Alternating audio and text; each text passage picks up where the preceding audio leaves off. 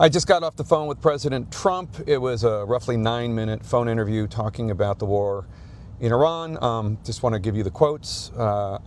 He said, quote, "We're knocking the crap out of them.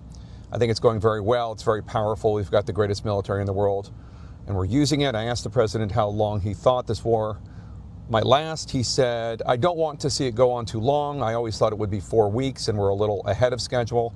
I asked him if the U.S. was doing more to help the Iranian people reclaim their country than the military strikes, if there was other stuff going on. He said, "Yes, we are indeed, but right now we want everyone staying inside. It's not safe out there." He also suggested it was about to get even less safe.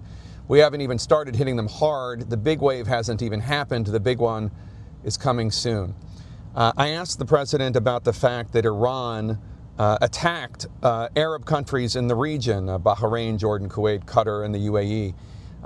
He said that that was the biggest surprise so far for him and his team. Quote, "We were surprised. We told them," meaning the Arab countries, "we've got this." And now they want to fight, and they're aggressively fighting.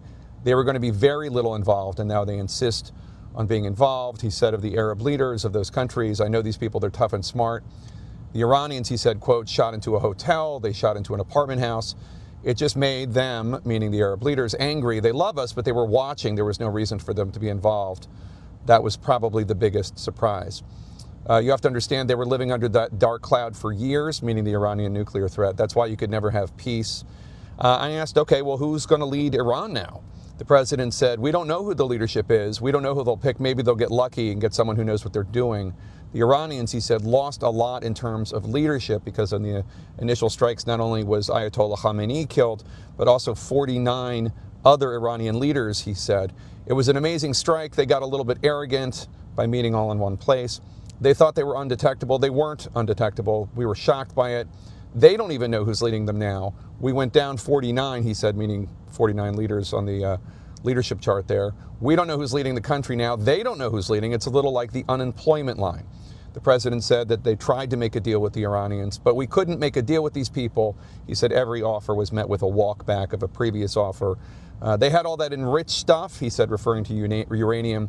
They looked at redoing it there. This is after the strikes last June. But it was in such bad shape, the mountain had basically collapsed. The president said, "This is the way to deal with Iran. We don't have to worry about agreements."